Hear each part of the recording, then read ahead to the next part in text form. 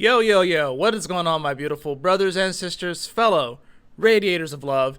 My name is Jamal Pope, aka J Phoenix, and welcome to your card of the day for this Thursday, June 13th of 2024. Thank you so much for joining me this video. Hopefully, you guys are having a wonderful week so far. Let's go ahead and hop into today's card. Well, this is an interesting one.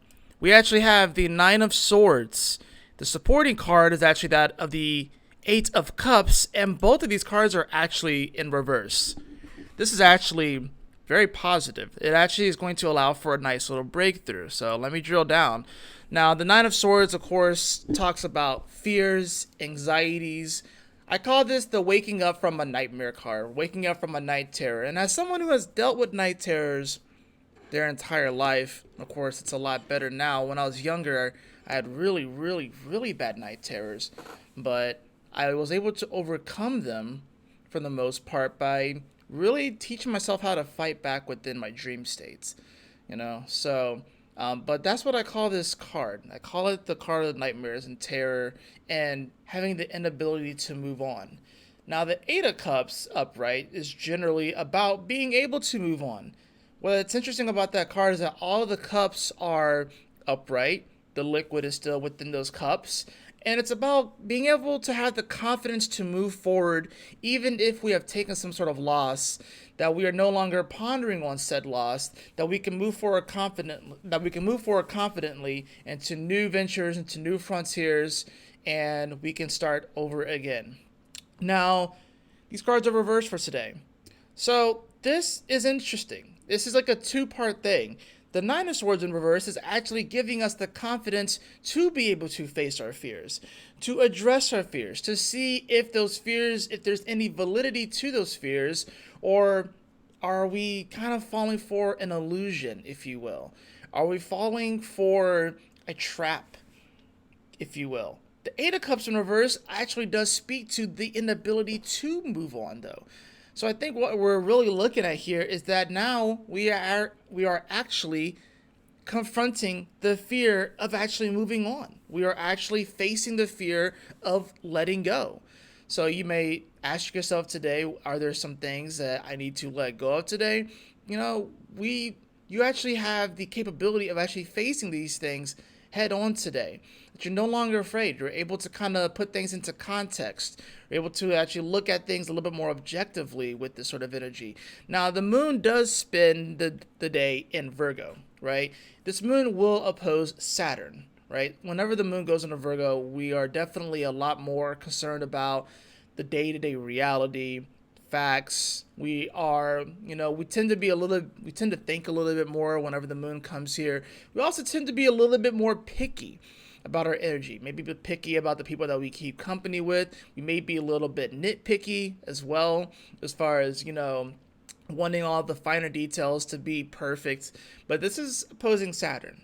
And while it will not oppose Neptune on this Thursday, that'll be more of a Friday aspect, it will oppose Neptune while it conjuncts Black Moon Lilith, which does in many ways deal with a lot of these darker fears, these darker shadows that we may hide. And with Black Moon Lilith that is retrograde in Virgo, I think we all are kind of just looking at the reality right now and being like, can we face this reality?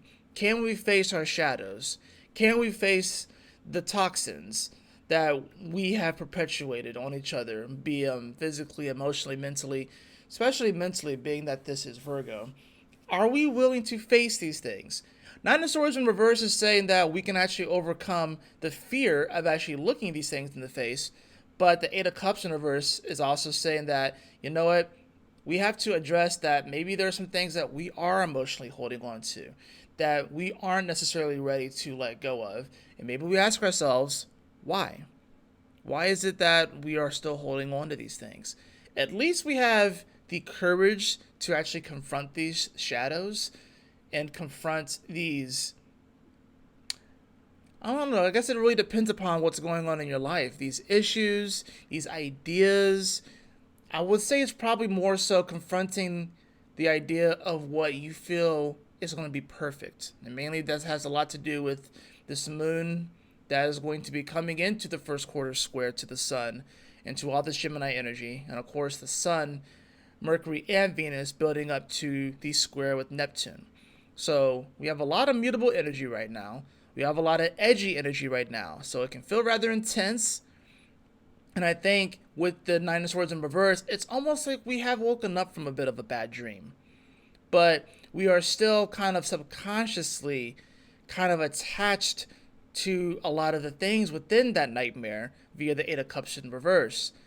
But this is the day that will begin the process of us actually looking at those fears, looking at those things that we can't seem to let go of, and figure out a way to adapt and to move forward. So that's what I got for you guys today. I actually think it will be a pretty positive day as far as even the cards go, but I will say astrologically, Thursday and Friday are probably going to be some of the most intense days that we have felt in a while.